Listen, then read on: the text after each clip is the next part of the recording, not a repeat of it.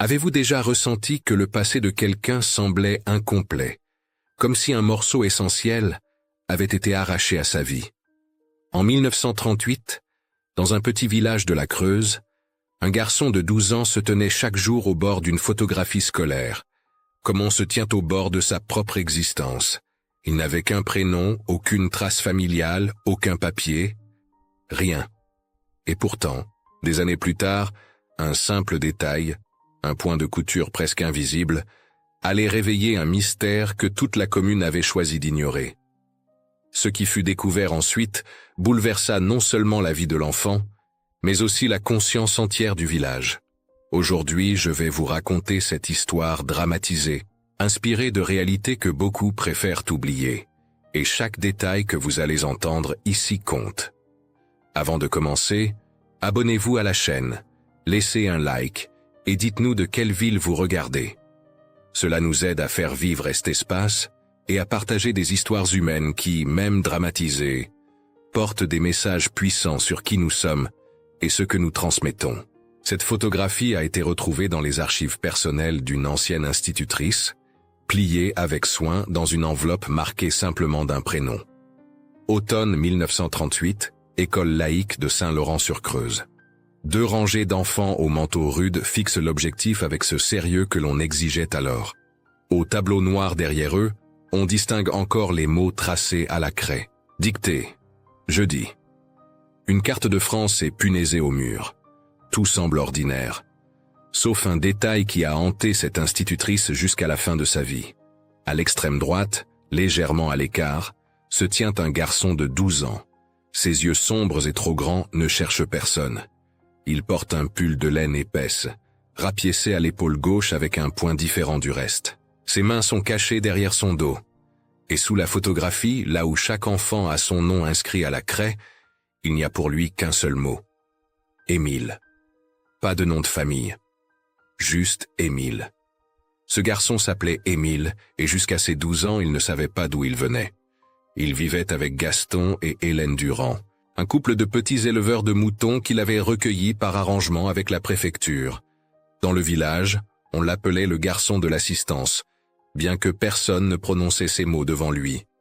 Le curé évitait le sujet. La mairie ne trouvait jamais les papiers.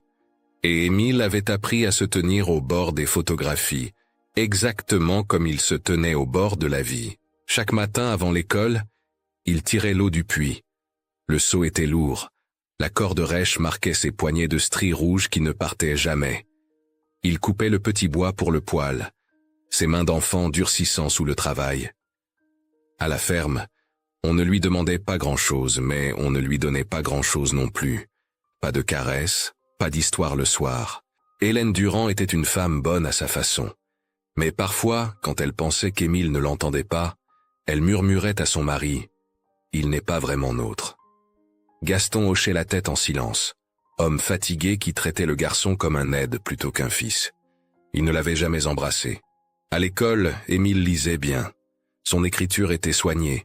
Ses cartes de géographie étaient les plus précises de la classe. Mademoiselle Berthe Lemoine, la jeune institutrice fraîchement sortie de l'école normale, avait remarqué cela. Elle avait aussi remarqué autre chose. Émile n'était jamais au centre. À la récréation, quand les garçons formaient des équipes, il était toujours choisi en dernier. Dans les rangs, on le poussait vers l'arrière. Alors il s'occupait. Il réparait le porte-manteau cassé, ajustait les chaises bancales. Toujours utile. Jamais vu. Un jour d'octobre, Mademoiselle Lemoine avait demandé à chaque élève d'apporter un objet de chez soi pour une rédaction. De où vient cet objet? Avait-elle écrit au tableau. Les enfants étaient arrivés avec des montres de poche, des poupées de porcelaine, des livres annotés par des grands-parents. Émile était venu les mains vides. Quand la maîtresse l'avait interrogé, il avait répondu d'une voix basse, sans lever les yeux, « Je n'ai rien qui soit à moi ». Un rire bref et nerveux avait traversé la classe. Mademoiselle Lemoine l'avait coupé net d'un regard, mais la honte était déjà montée aux joues du garçon. Elle avait changé de sujet rapidement, mais cette phrase était restée gravée dans son esprit comme une écharde. « Je n'ai rien qui soit à moi ». Les semaines passaient. Émile continuait à tirer l'eau, à couper le bois, à mastiquer lentement son pain dur pour qu'il dure plus longtemps. Certains soirs, il y avait de la soupe claire au navet. Il n'en redemandait jamais. Il ne disait rien non plus des nuits où il se réveillait en sueur, le cœur battant, murmurant dans le noir. « Pourquoi personne ne m'a voulu ?» Il étouffait ses pleurs dans l'oreiller pour ne pas déranger. Mais quelque chose était en train de bouger, quelque chose que personne ne voyait encore. Un dimanche au marché, Mademoiselle Lemoine avait croisé une femme d'une quarantaine d'années qui vendait de la laine. Anaïs Valette, tisserande et teinturière, enroulait des écheveaux de fil devant son étal. C'est alors qu'Émile était passé avec Hélène Durand pour acheter du pain. Anaïs avait levé les yeux et s'était figée. Le pull du garçon. Ce raccommodage à l'épaule gauche. Le point utilisé, cette façon particulière de croiser les fils, c'était le point de l'aïeul, celui que seules les femmes Valette faisaient depuis 3 générations. Elle n'avait rien dit. Peur de se tromper. Peur d'ouvrir des blessures qu'on ne pourrait refermer. Mais quelques jours plus tard, elle était revenue à l'école sous prétexte d'offrir de la laine aux fillettes pour leurs travaux de couture. Et quand Émile avait traversé la cour, Anaïs avait sifflé tout bas une berceuse. Une mélodie simple du Val-de-Creuse que seulement 3 familles chantaient encore. Le garçon s'était arrêté net, comme si quelque chose au fond de lui tirait vers cette musique. Sans réfléchir, il avait repris le sifflement, note pour note. Mademoiselle Lemoine avait vu ce fil invisible se tendre entre eux, et elle avait compris qu'il fallait, avec une infinie précaution, commencer à tirer. Mademoiselle Lemoine n'était pas du genre à laisser les choses en suspens. Jeune institutrice de 28 ans, elle croyait encore que la République devait tenir ses promesses, même dans les villages perdus du Creuse. Après avoir vu Émile réagir à cette berceuse comme on reconnaît une maison dans le noir, elle avait décidé qu'il fallait comprendre. Pas pour bouleverser des vies, non, pour réparer ce qui avait été cassé en silence. Elle avait commencé par Hélène Durand. Un après-midi de novembre, sous prétexte de parler des progrès du garçon, elle s'était présentée à la ferme. La maison sentait le foin et le bois brûlé. Hélène l'avait accueillie avec politesse, mais ses mains tremblaient en servant le café. Quand Mademoiselle Lemoine avait prononcé le mot origine, la femme avait pâli. « On nous l'a confié, c'est tout ce qu'on sait », avait-elle murmuré. La préfecture a dit que c'était mieux ainsi. Pour lui, pour tout le monde. Mademoiselle Lemoine avait insisté doucement. Et avant la préfecture. Hélène avait regardé par la fenêtre comme si les mots étaient trop lourds. Il y avait une femme, jeune, épuisée. C'est tout ce qu'on nous a dit. Elle ne pouvait pas le garder. Les temps étaient durs, la crise. Les gens faisaient ce qu'ils pouvaient. Ce soir-là, l'institutrice avait noté dans son carnet « Placement assisté, probablement vers 1927. Femme seule. Contexte de pauvreté. » Les jours suivants, elle avait rendu visite au vieux médecin de canton, le docteur Mercier, un homme aux cheveux blancs qui exerçait depuis 40 ans. Dans son cabinet encombré de dossiers jaunis, il s'était souvenu. Oui, en 1926, il avait assisté à un accouchement difficile. Une jeune femme du Val-de-Creuse, venue seule, sans familles apparentes. Elle avait donné naissance à un fils, mais n'avait pas pu le garder. Les registres de baptême mentionnaient seulement le prénom de l'enfant, sans nom de père. Selon les pratiques de l'époque, dans le cadre de ce qu'on appelait l'assistance publique, l'enfant avait été placé chez des fermiers capables de l'élever. C'était courant après la crise économique. Des centaines d'enfants avaient connu ce sort. Et la mère avait demandé Mademoiselle Lemoine. Le médecin avait secoué la tête. Partie, disparue dans la nature. Peut-être morte, peut-être ailleurs. Personne ne savait. Mademoiselle Lemoine était ensuite allée à la mairie. Maurice Tréguier, l'adjoint au maire, était un homme qui parlait beaucoup sans rien dire. Quand elle avait demandé à consulter les dossiers concernant Émile, il avait toussé, ajusté ses lunettes, et s'était lancé dans un long discours sur l'intérêt supérieur de l'enfant, sur ce qui avait été possible dans les années difficiles, sur la charité rurale et la nécessité de ne pas remuer le passé. Les archives sont incomplètes, vous savez, avait-il ajouté.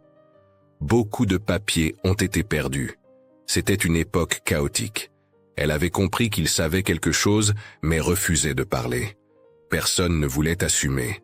Personne ne voulait dire « nous avons effacé son histoire pour simplifier la nôtre ». Pendant ce temps, Émile sentait que quelque chose se préparait. Il ne savait pas quoi, mais il voyait mademoiselle Lemoine le regarder avec une douceur nouvelle, presque inquiète. Il entendait Hélène pleurer la nuit dans la chambre voisine. Il surprenait des conversations qui s'arrêtaient net quand il entrait dans une pièce. Un jour à l'école, un camarade lui avait demandé devant tout le monde « Mais toi, c'est quoi ton vrai nom de famille ?» Émile avait ouvert la bouche pour répondre. Rien n'était sorti. Sa gorge s'était serrée, sa langue s'était bloquée. Les autres avaient ri, ce rire bref et cruel des enfants. Mademoiselle Lemoine avait frappé dans ses mains pour ramener le silence, mais c'était trop tard. Émile s'était assis, les joues brûlantes, les ongles enfoncés dans ses paumes sales.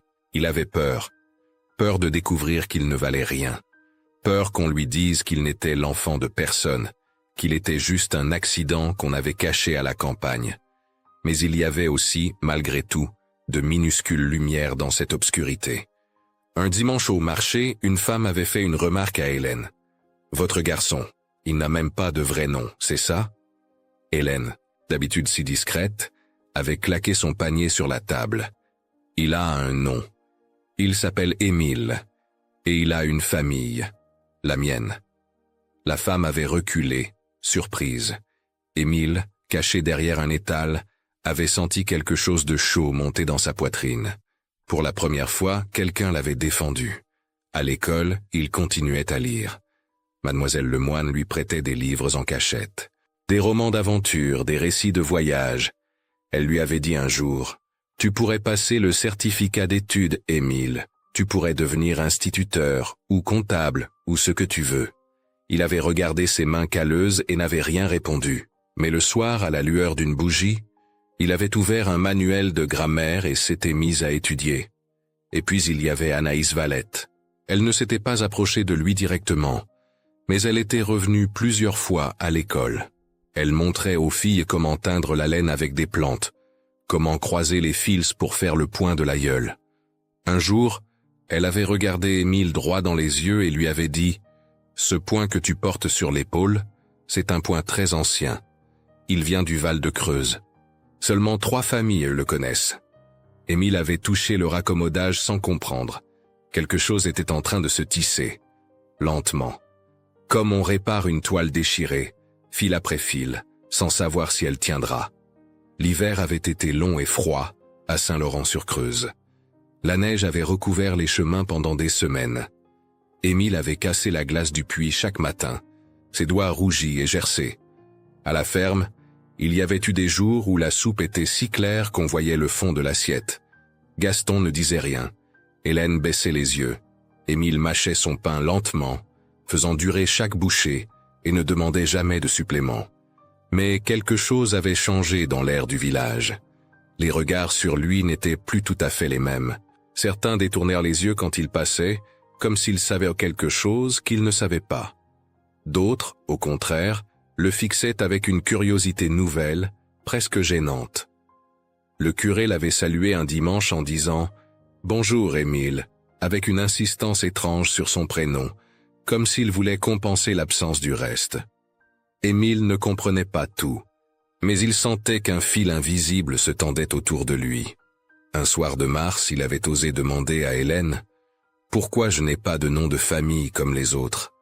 La femme avait laissé tomber la cuillère qu'elle tenait. Elle s'était retournée lentement, le visage blême. « Parce que c'est comme ça, Émile, c'est pas ta faute, c'est juste comme ça. » Elle avait quitté la pièce sans rien ajouter et il l'avait entendu pleurer derrière la porte. Cette nuit-là, Émile s'était réveillé en sursaut, le cœur battant, répétant dans le noir « Qu'est-ce que je suis? Qu'est-ce que je suis vraiment ?» Il avait étouffé ses sanglots dans l'oreiller pour ne pas réveiller la maison. Le printemps était arrivé avec ses promesses. Les arbres avaient recommencé à bourgeonner, les champs à reverdir.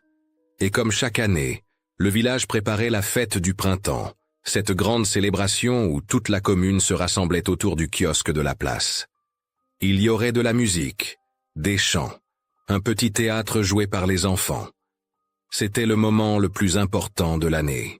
Mademoiselle Lemoine avait proposé qu'Émile s'occupe de l'harmonium, cet instrument à soufflet qu'on utilisait pour accompagner les chansons. Il avait accepté avec reconnaissance. Au moins, il aurait une place, un rôle, même si c'était dans l'ombre. Il passait ses après-midi à accorder les touches, à huiler les mécanismes, à préparer les décors en bois. Toujours utile, toujours invisible. Mais Mademoiselle Lemoine avait une idée. Elle en avait parlé à Anaïs Valette lors d'une visite discrète. Les deux femmes s'étaient assises dans l'arrière-boutique de la tisserande, entourées d'écheveaux de laine aux couleurs douces. Anaïs avait les mains tremblantes en écoutant le plan de l'institutrice. « C'est risqué », avait-elle murmuré. « Et si je me trompe? Et s'il me rejette ?» Mademoiselle Lemoine avait posé une main ferme sur la sienne. « Vous ne vous trompez pas, je l'ai vu. La façon dont il a réagi à cette berceuse, personne ne peut simuler ça. C'est dans son corps, dans sa mémoire. » Anaïs avait fermé les yeux. « Vous savez ce que ça signifie? Ça signifie que pendant 12 ans, j'ai su qu'il était peut-être là, quelque part, et je n'ai rien fait. J'avais peur, peur de ce qu'on dirait, peur de perturber sa vie, peur de me tromper et de blesser un innocent. Vous n'aviez pas les moyens de savoir, avait répondu doucement Mademoiselle Lemoine. Personne ne vous avait rien dit. La préfecture avait tout effacé. Mais maintenant, vous pouvez réparer. Dans les jours qui suivaient, Émile remarquait qu'Anaïs venait souvent au village. Elle apportait de la laine pour les travaux des filles, montrait des techniques de tissage, parlait de son métier avec passion. Parfois, elle le regardait longuement, et il ne comprenait pas pourquoi. Une fois, elle lui avait demandé « Tu aimes le Val-de-Creuse, Émile ?» Il avait répondu « Je ne sais pas. Je n'y suis jamais allé. » Elle avait souri tristement. « Tu devrais. C'est un très beau pays. » La répétition pour la fête avançait. Les filles apprenaient leurs chansons, les garçons préparaient une petite pièce sur Jeanne d'Arc, Émile ajustait les chaises, testait l'harmonium, vérifiait que tout était prêt. À un moment, Mademoiselle Lemoine l'avait appelé à part. « Émile, le jour de la fête, j'aimerais faire quelque chose de différent. Je vais demander à chaque enfant de chanter une berceuse, une chanson qu'on lui a chantée quand il était petit. » Il avait senti son estomac se serrer. « Je ne connais aucune berceuse, mademoiselle. » Elle avait hoché la tête. « Je sais. Mais peut-être que quelqu'un d'autre chantera pour toi. » Il n'avait pas compris. Le soir avant la fête, Gaston Durand avait longuement regardé Émile pendant le dîner. Le garçon levait l'eau, coupait le bois, travaillait comme un petit homme depuis des années. Il ne se plaignait jamais. Il ne demandait rien. Gaston avait soudain réalisé qu'il ne l'avait jamais pris dans ses bras, jamais dit qu'il était fier de lui. Il avait ouvert la bouche pour parler, mais les mots ne venaient pas. Alors il s'était contenté de poser brièvement sa main sur l'épaule du garçon. Émile avait levé les yeux, surpris. Gaston avait détourné le regard. Cette nuit-là, Émile n'arrivait pas à dormir. Il sentait qu'un moment décisif approchait, sans savoir lequel. Dans sa chambre froide, il avait touché le raccommodage sur son épaule. Ce point étrange, ce point de l'aïeul dont Anaïs lui avait parlé. Pourquoi était-il là? Qui l'avait cousu? Le lendemain matin, le village entier se préparait. Des guirlandes étaient accrochées aux façades. Le kiosque avait été décoré de branches de lilas. Les femmes sortaient leurs plus belles robes. Les hommes ciraient leurs chaussures. C'était le 1er mai 1939. Le printemps avait fleuri partout. Et quelque chose, dans l'air doux de cette journée, portait la promesse d'une vérité qui attendait depuis trop longtemps. Le kiosque sentait le bois vieux et l'espoir neuf. Les guirlandes de lilas se balançaient doucement dans le vent tiède de mai. Toute la commune s'était rassemblée sur la place, les familles serrées les unes contre les autres, les enfants assis au premier rang, les anciens debout à l'arrière, leurs cannes plantées dans la terre battue. Les fillettes avaient ouvert la fête en chantant un air traditionnel sur le printemps. Leurs voix claires s'élevaient dans l'air parfumé. Puis les garçons avaient présenté leurs petites pièces sur Jeanne d'Arc, avec des épées de bois et des casques en carton. Il y avait eu des rires, des applaudissements polis. Tout se déroulait comme prévu. Émile était resté en retrait, derrière le décor, vérifiant que l'harmonium était bien accordé, que les chaises étaient droites. toujours à sa place habituelle, dans l'ombre, utile, mais invisible. C'est alors que mademoiselle Lemoine s'était avancée au centre du kiosque. Sa robe simple flottait autour de ses chevilles. Elle avait levé la main pour demander le silence, et sa voix, claire et ferme, avait porté jusqu'au fond de la place. « Mes chers amis, avait-elle dit, cette année je voudrais faire quelque chose de différent. Je voudrais que chaque enfant chante une berceuse, une chanson que sa mère ou sa grand-mère lui a chantée quand il était petit. Ces chansons, c'est notre mémoire. C'est ce qui nous dit d'où nous venons. » Un murmure avait parcouru l'assistance. Certains enfants avaient ri nerveusement. D'autres s'étaient regardés, intimidés. Un par un, les enfants s'étaient avancés. La petite Marie avait chanté une comptine sur les étoiles. Jean avait entonné une vieille chanson de bûcheron que son père lui apprenait. Chaque voix fragile portait un morceau de passé, un fil tendu entre les générations. Et puis, ça avait été le tour d'Émile. Mademoiselle Lemoine l'avait appelé doucement. Émile ? Le garçon s'était figé derrière le décor. Son cœur battait si fort qu'il avait l'impression que tout le village pouvait l'entendre. Il avait fait un pas en avant, les mains tremblantes, les joues brûlantes.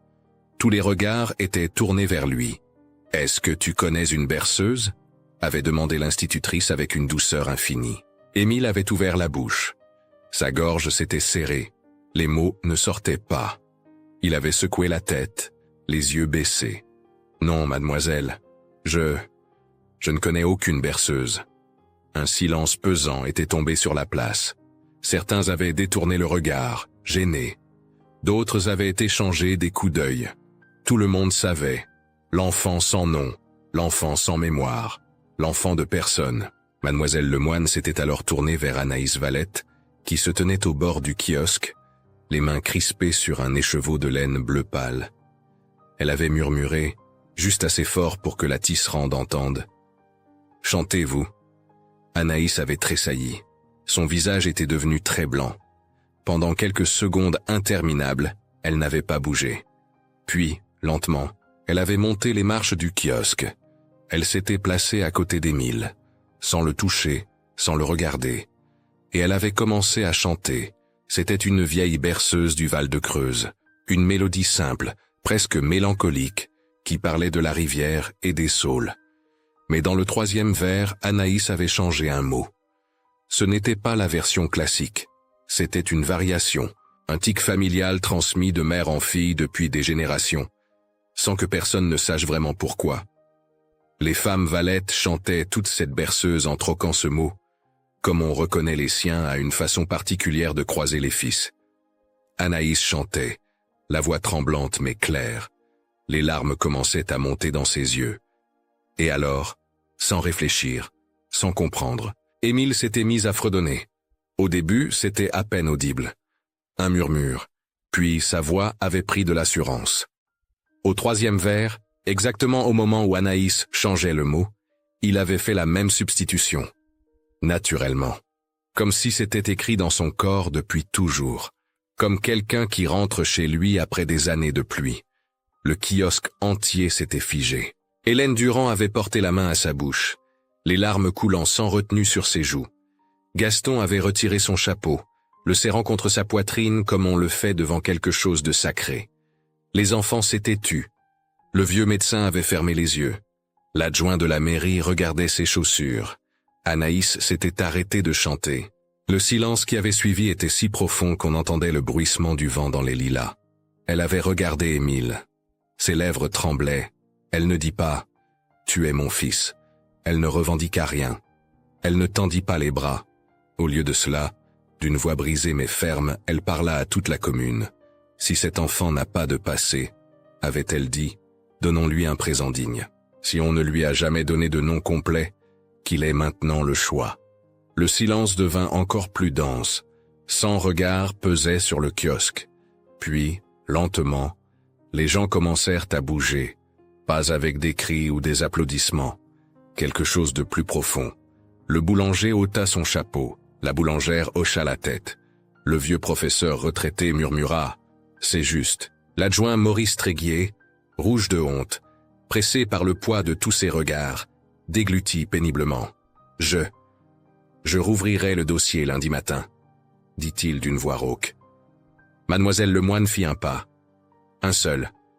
Elle se plaça à côté d'Émile. Pas devant. Pas derrière. À côté. Pour que, pour la première fois de sa vie, il ne soit plus dans la marge de la photographie. La dernière note de la berceuse s'était envolée dans l'air du printemps. Et personne, ce jour-là, n'avait demandé de quel sang Émile était fait. On lui avait demandé de quel endroit il voulait continuer. Les jours qui suivirent la fête du printemps furent étranges et doux à la fois. Le village entier semblait retenir son souffle, attendant de voir ce qui allait se passer. Émile, lui, marchait comme dans un rêve. Quelque chose en lui avait changé. Il ne se cachait plus les mains. Il ne baissait plus les yeux quand on lui parlait.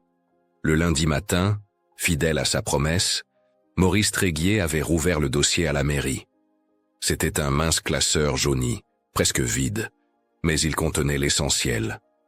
Un extrait de baptême daté de 1926, avec seulement le prénom Émile et le nom de la mère. Valette. Pas de père mentionné. Une note administrative griffonnée par une dame de la paroisse, aujourd'hui décédée. Placement assisté chez les époux Durand, canton de Saint-Laurent-sur-Creuse, 1927. Le reste était silence. Mademoiselle Lemoine avait étudié les documents avec Anaïs. Les deux femmes s'étaient assises dans la petite salle de la mairie, sous le regard gêné de l'adjoint. C'était courant à l'époque, avait murmuré Anaïs. Après la crise économique de 1929, des dizaines de femmes seules ne pouvaient pas garder leurs enfants. L'assistance publique plaçait les petits dans des fermes. On effaçait les traces pour ne pas compliquer les choses. C'était comme ça. Mais pourquoi n'êtes-vous pas venu le chercher avant ? Avait demandé doucement l'institutrice. Anaïs avait fermé les yeux. Parce que je ne savais pas avec certitude où il était. Parce que j'avais peur qu'on me dise qu'il était heureux ailleurs. Parce que j'avais honte de l'avoir abandonné. Elle avait serré ses mains l'une contre l'autre. Je suis sa tante, pas sa mère. Ma sœur est morte en couche quelques mois après l'avoir confiée. Personne ne me l'avait dit. J'ai cherché pendant des années. Et puis, j'ai abandonné. Jusqu'à ce que je voie ce point sur son épaule. Le point de notre grand-mère. Mademoiselle Lemoine avait posé sa main sur celle d'Anaïs. Maintenant vous êtes là. Et il a le droit de choisir. Émile avait été convoqué à la mairie un après-midi de mai. Gaston et Hélène étaient venus avec lui, silencieux et tendus. Anaïs était là aussi, debout près de la fenêtre, ses cheveux gris noués en chignon. Mademoiselle Lemoine avait expliqué la situation avec des mots simples. « Émile, tu as une famille.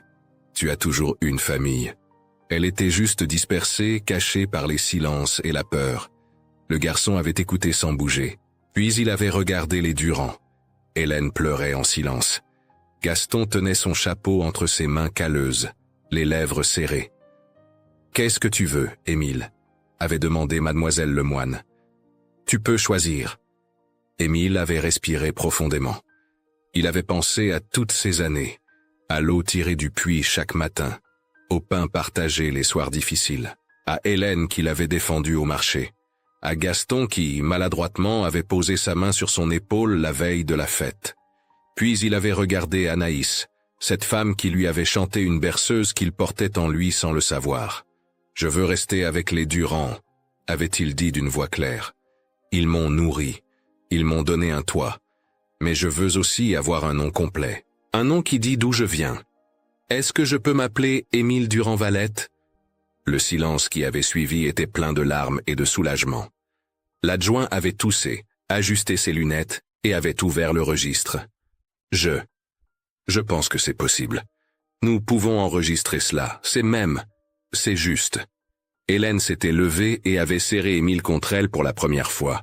« Tu es notre fils », avait-elle chuchoté. « Tu l'as toujours été. » Gaston avait posé sa main sur la tête du garçon, ses yeux rougis brillant d'émotion.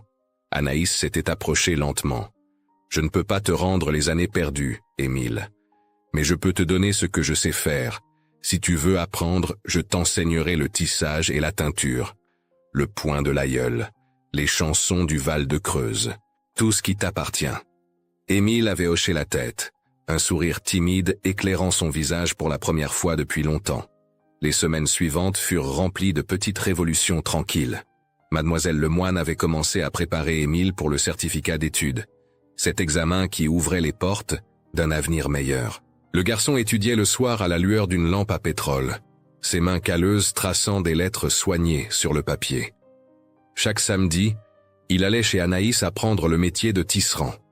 Elle lui montrait comment trier la laine, la teindre avec des plantes, croiser les fils. Il découvrait qu'il avait des doigts habiles, une patience naturelle pour ce travail minutieux. Et parfois, quand il travaillait en silence, Anaïs fredonnait des mélodies anciennes, et Émile les reprenait doucement, comme on retrouve un chemin oublié. À la ferme, les choses avaient changé aussi.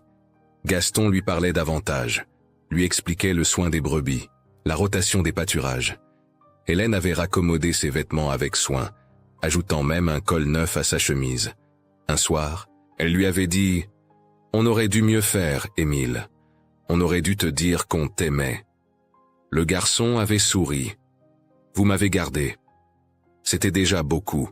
À la fin de l'été 1939, juste avant que le monde ne bascule dans une nouvelle guerre dont personne ne mesurait encore l'ampleur, l'école avait pris une nouvelle photographie. Pas pour un registre officiel. Juste pour elle-même. Une petite photo de classe, simple, prise par Mademoiselle Lemoine avec un appareil emprunté. Cette fois, Émile n'était pas au bord. Il était au centre de la deuxième rangée, entre deux camarades qui riaient. Son pull était toujours rapiécé à l'épaule, mais maintenant il le portait comme une fierté. Le poing de l'aïeul. Le poing qui disait « Je sais d'où je viens ». Ses mains n'étaient des plus cachées. Elles reposaient tranquillement sur ses genoux. Ses mains calleuses qui avaient tiré tant d'eau et coupé tant de bois, mais qui maintenant tissaient aussi de la laine et écrivaient des phrases parfaites. Et pour la première fois, sous la photographie, il y avait un nom complet. Émile Durand-Valette. Cette photographie n'a jamais été exposée dans un musée ni accrochée à un mur public. Elle est restée dans l'album personnel de Mademoiselle Berthe Lemoine, qui l'a gardée toute sa vie. Quand elle est morte en 1982, très âgée, sa petite nièce a retrouvé l'album dans un tiroir.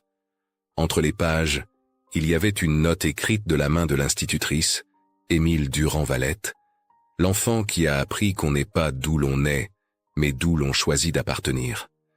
Parce qu'au fond, c'est ça la vraie leçon de cette histoire. On ne choisit pas toujours d'où l'on vient, mais on peut toujours choisir qui l'on devient. Et parfois, le courage d'une seule personne qui ose poser la bonne question peut changer le cours d'une vie entière. Au moment de refermer cette histoire fictionnelle, il reste une vérité simple. Parfois, il suffit qu'une seule personne ose regarder un enfant autrement pour qu'un destin entier se remette à respirer. L'histoire d'Émile nous rappelle que l'identité n'est pas seulement une affaire de naissance, mais aussi d'accueil, de courage et de liens tissés à la main, lentement, patiemment, comme un pull raccommodé qui finit par devenir plus solide que le tissu d'origine. Elle nous invite à réfléchir à tout ce que le silence peut briser, mais aussi à tout ce que la tendresse peut réparer. Et vous, qu'est-ce que cette histoire vous évoque? Avez-vous déjà croisé quelqu'un dont le passé semblait manquant, comme un chapitre arraché d'un livre?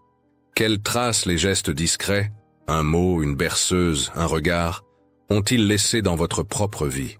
Quels héritages sentimentaux, visibles ou invisibles, reliez-vous encore à ceux qui vous ont précédés? Si vous êtes arrivé jusqu'ici, écrivez dans les commentaires le mot « renouveau » pour que nous sachions que vous avez accompagné Émile jusqu'à la dernière page de son parcours. Dites-nous aussi de quelle ville vous nous regardez. Et si vous en avez envie, partagez une histoire ancienne de votre famille, un souvenir, une photographie, une légende domestique, qui pourrait peut-être inspirer d'autres récits pour ce canal. Merci d'avance, chaque témoignage enrichit cette communauté et donne sens à notre travail. N'oubliez pas de vous abonner, de liker la vidéo, d'activer la cloche pour ne rien manquer, et de partager ce récit avec quelqu'un qui pourrait en être touché. Et surtout, cliquez sur la vidéo qui s'affiche maintenant à l'écran pour continuer votre voyage à travers d'autres histoires humaines, sensibles et profondément révélatrices.